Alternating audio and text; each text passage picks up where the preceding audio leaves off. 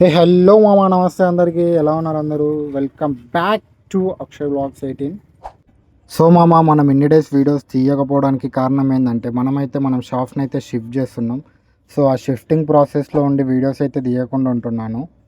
So మామ, ముచ్చట ఏంటంటే మన బాబాయ్ అయితే కొత్త కార్ అయితే తీసుకున్నాడు అనమాట. తీసుకొని పెద్దమ్మ గుడిలో దావత్ అయితే ప్లాన్ చేసిండు.